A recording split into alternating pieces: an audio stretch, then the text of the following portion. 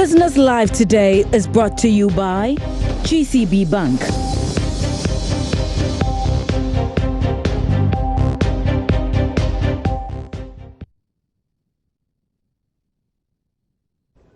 Thanks for staying. Welcome back.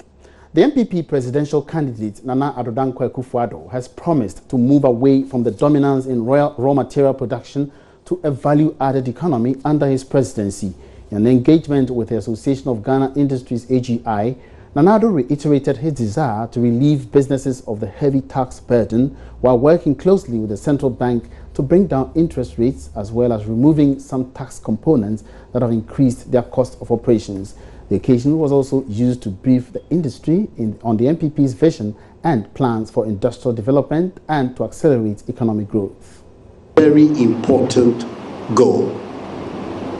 The need to shift the focus of economic policy in our country from high taxes and constant obsession about government revenue to creating the circumstances for production in Ghana. We have to have an economy where the majority of the things that we eat, wear, do, are made by ourselves here.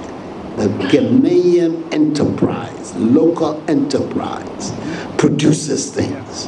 So you will see it in our fiscal policy, you will see it in the policies that are going to be unveiled about the decisions we're going to take about import duties, decisions we take about corporate income tax, all of that in order to stimulate this shift in the paradigm of our economy, away from this obsession about taxing and taxing and taxing to a policy of incentives for local production. Meanwhile, former Trade Minister Alan Tremantin also threw more light on plans to develop the industrial sector. Serious industrialist who is doing a business plan, if you cannot project over a 7 to 10 year period, then I'm not sure whether you want to stay in business. So the gap in this country is provision or access to medium to long-term financing. And there are a number of things that we are proposing to do. First is we will establish an industrial development fund which would enable us to support all critical industrial support interventions that we'll be talking about. So it's not just talking theory, but we'll back it with support. And when I talk about an industrial development fund, it is not just referring to the financing component of it. I mean, all the work that we want to do to support industry, R&D, reducing the cost tax burden, all those things, it has to find itself from somewhere, not necessarily on the main capital budget. So the Industrial Development Fund is going to enable us support this. And since this is a more charitable forum, I know you will not be saying, but where are you going to get the money from? But we know where it's going to come from. First, part of it will come from government resources. I mean, whether it's NDC or NPP, if we can issue Eurobond for billions of dollars to support other things, why not to support industrial development, which will guarantee us. On his part, the president of the AGI, James Asare-J, on behalf of industries, enumerated challenges confronting them, especially high taxes and the energy inconsistency. AGI believes that the economy has become largely import-oriented and is really not helping local indigenous businesses. We think that the initiative for Exim Bank, Ghana Exim, is laudable, but we believe that there's a need for this institution to be private sector driven, such that it will not become like previous institutions that have been set up to help the private sector, which have not lived up to expectation. Energy. old foe problem, energy. AGI has consistently been calling for reclassification of electricity tariff such that industry will not continue to subsidize residential power users. Nana, we are making a special appeal to you that once you get a nod, please work with AGI so that we would be able to do this reclassification to the extent that industry will not be disadvantaged. One key thing also is that there's a need for us to ensure effective implementation of the country's medium to long-term strategic national energy plan. It looks like the issue of DUMSO has become a cyclical problem. Every 7 years, we're looking forward to a challenge of this nature. But I think if we are able to implement the medium to long-term energy strategic plan of the country, definitely, we will just say goodbye forever to that. All right, so those were excerpts of the NPP's engagement with the Association of Ghana Industries. Moving on, Minister of Environment Mahama Ayariga says a sub-regional decision will be required to guarantee the importation of low-sulfur fuels into Ghana. Recent reports have revealed fuel imported into Ghana, mainly diesel, contain high sulfur levels than the acceptable standards in the European Union and the United States of America. Although the National Petroleum Authority has reviewed the acceptable sulfur levels in fuel to 10 ppm, Mahama Ayariga explains it will be more cost-effective for West African countries to import fuel with the same sulfur levels. A report by Swiss NGO Public Eye, in collaboration with the Africa Center for Energy Policy, revealed commodity trading firms exploited the lax regulatory standards to sell dirty diesel to African countries, including Ghana. Following this, the NPA revised the acceptable national sulfur specification for diesel from the maximum 3,000 ppm to 10 ppm. Speaking at a roundtable discussion on environmental protection at the U.S. Embassy, Environment Minister Mahama Ayariga explained it will be cost-effective if all West African countries adhere to a common standard. The initiative has to be a sub-regional one. Sub-regional because we mostly lift our oil from Europe. And the tankers that lift the oil are so huge that your small number of consumers in Ghana, relative to the size of the tank, it doesn't make economic sense for them to lift just for Ghana. So if Ghana's standards are so high and the standards in Nigeria are so low and those in La Côte d'Ivoire low, it means we will need a separate tanker that will just lift for us and bring, okay? So the effort is also a sub-regional one. Yes. That we all want to have the same standard so that when our suppliers are coming, they bring the same product and across the region, they supply to us. So there's a sub-regional effort to set the standards and the ECOWAS, and at the same time, we are already moving very fast and insisting on those standards, but also giving our refinery a reasonable time to make the investments needed to be able to meet the 10 ppm standard that we are. Meanwhile, the Africa Center for Energy Policy, in partnership with the Chamber of Petroleum Consumers, has held a forum on the sulfur content in petroleum products. Discussions centered on the new standards announced by the NPA and the way forward. Joining us for highlights of the discussion is the Executive Secretary for the Chamber of Petroleum Consumers, Duncan Amwa. Duncan, good evening and welcome to Business Live. Good evening, Emmanuel. Good evening to your esteemed viewers. Now, what do you make of the Minister of Environment's assertion that it will be more expensive to actually import, that fuel, the quality fuel, to Ghana alone because it takes a regional dimension to actually get this quality fuel right here in our part of the world? Thank you again, Emmanuel. I could quite remember those were the excuses from the onset when the research report became public. Unfortunately, it looks as though we are not out of the dark days yet. We are going back to the same cycle of excuses. The issue, of course, has been tentatively dealt with by the BDCs in a statement they've put out publicly that said they've worked out a model that could guarantee that they would be able to deliver 10 ppm at little or no extra cost at all whatsoever.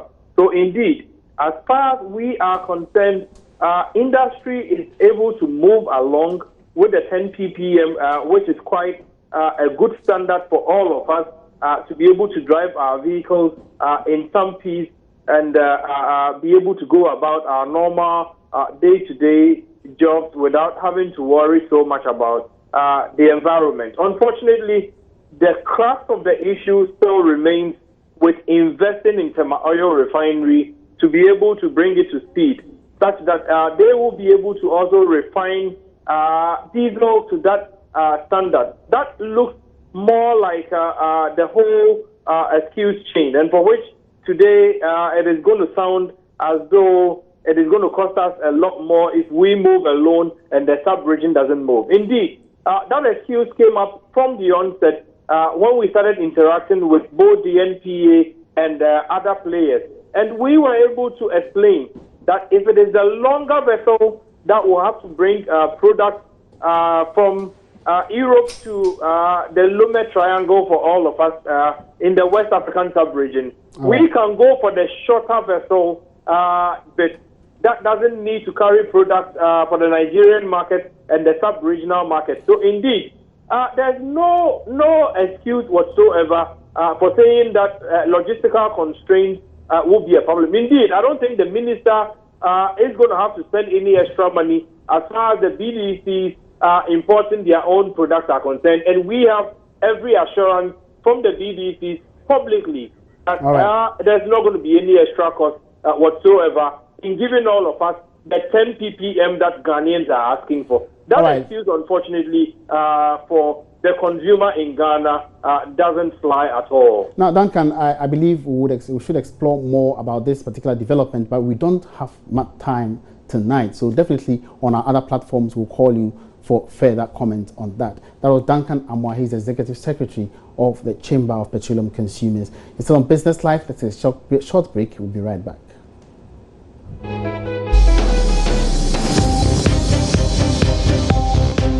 Business Live today was brought to you by GCB Bank.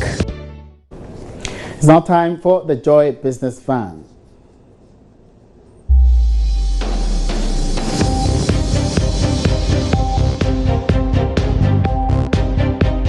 The Joy Business Van is brought to you by Busy, making good things happen. Now, wood carving may not be one of the popular trades here in Ghana, but there's one such entrepreneur whose work is gaining international recognition. Today on the Joy Business Van, we visit the art gallery of entrepreneur Humphrey Lomo to get an insight into what his business has and the motivation. It's another day to hunt for burning wood. Humphrey loves wood and he can't help it at all. He's not only a wood hunter, he's a carver too. And today we're on our way to his art gallery, Kinlomo Art Gallery, located at Ebri Jankama. Humphrey discovered his passion for woodwork while growing up. My grandfather was a brassmith, so it starts that the time he's working, I try to carve some wood that we create cutlass. Even when he's doing a locally manufactured gun, as a brassmith, you need to carve a wood to support parts. So I start from there. Humphrey would soon drop out of SHS to follow his passion. He would sharpen his skills and in 2012 create the Kinlomo Art Gallery. The art gallery has got all kinds of woodwork, statues, sculptures, chairs of all sizes, tables, chieftaincy regalia, traditional ornaments, all uniquely designed. He takes me on a tour. And this is also so amazing. I don't know how you put this together. Yeah, how do you do it? It's a root. I'm looking at that and I'm looking at that also. Yeah, it's a root. It's a root. This is a root. Yeah, it's a root that somebody is building somewhere in Takoradi, and they pull it out. I was having my pickup driving on the way coming, So I begged them, I said, oh, I like it. They said, oh, take it. So it's about 7 years I carve it. It's a root piece. It's called Only One Hunter in the Forest. Wow. So is this just for decoration or can be used for? It's used for a dining table. You just put glass on it. When you come, I'll give you measurements. I'll take the measurements. I will level it well. I'll do good spraying, then later you put a glass on it. It's a dining. Humphrey's clients are mostly outside the country. His work has gained a lot of traction from international tourists. From him, it's a way of selling a bridge and kama. People used to come and make just window exhibition, teach them how to carve, teach them how to play a drum. Sometimes they say, take me to forest, I want to see a tree. I have to go. Wow. Yeah, so people are coming. People take pictures around for magazines. I don't take them anything because I'm selling my town. It's not been an easy journey though for Humphrey because wood carving is not your typical kind of business, and the market for such pieces in Ghana is not very vibrant. But Humphrey is happy with what he does. It's bad for me in the education way. I'm not someone in the book level. So I love this passion because I can create roots as a table. Just about 1 week, 2 weeks, I've already carved something. So I love it. I love it. I love it. Sometimes you don't pay me that I'm not in the office, but I love to create all the time. And you meet people. You meet people. You can meet someone that maybe you are in Ghana, but you haven't met the person before. Humphrey currently has 11 other young men in the community working with him, his way of keeping them off the streets. And well, in the future, he hopes to do business in Dubai. I'm asking a proposal from Dubai in a coastal area that I want to create a tables made by name in Ghana level Kinlomo Art Gallery. That when you go to that places you see my art around the seashore. It will be big because I have almost 11 workers. So by 1 year I thought I have almost 300. It will be big.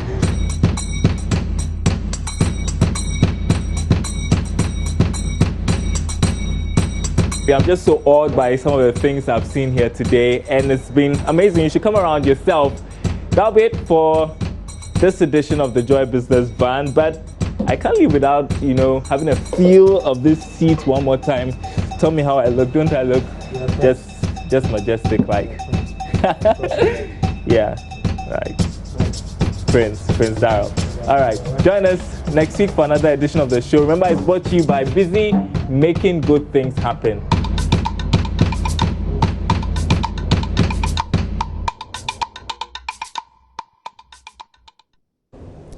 All right, so you can catch a repeat of that astounding skill by Humphrey Lomo at Jakama Ebri for, of course, more development of your entrepreneurial skills. That's on Business Live today.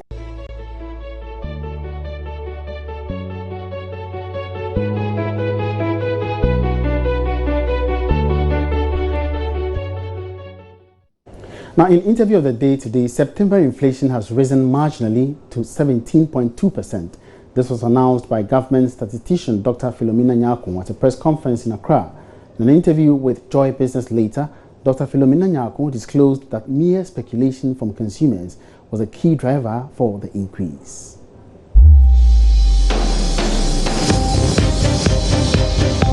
Interview of the day is brought to you by EcoBank, the Pan-African Bank. The imported items, the inflation rate of imported items moved from 17.3% in August 2016 to 18.7% in September 2016. So it means we have a change rate of 1.4 percentage points. It's because, the non-food accounts for 56% of the weight. And the food accounts for 43.9%, which means that if the non-food inflation goes up, it affects the inflation rate much more. The food inflation rate went up because of base drift effect, but in reality, the food inflation in reality, the month-on-month change in food inflation was negative 2.4%. That means that food inflation in actual fact went down in between August 2016 and September 2016. But when we compare the September 2016 figure with the September 2015 figure, that's when we see a rise because of the base drift effect. Now, what is actually accounting for this upward movement in imported non-food items? We are saying the anticipated higher expectation of exchange rate changes. That is what is accounting, and we are also thinking because of the election fever, people are anticipating that prices will go up.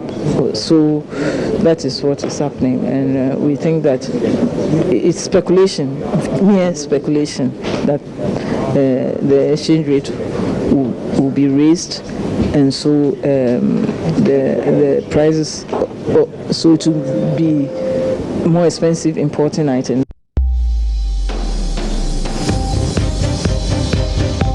Interview of the day was brought to you by EcoBank, the Pan.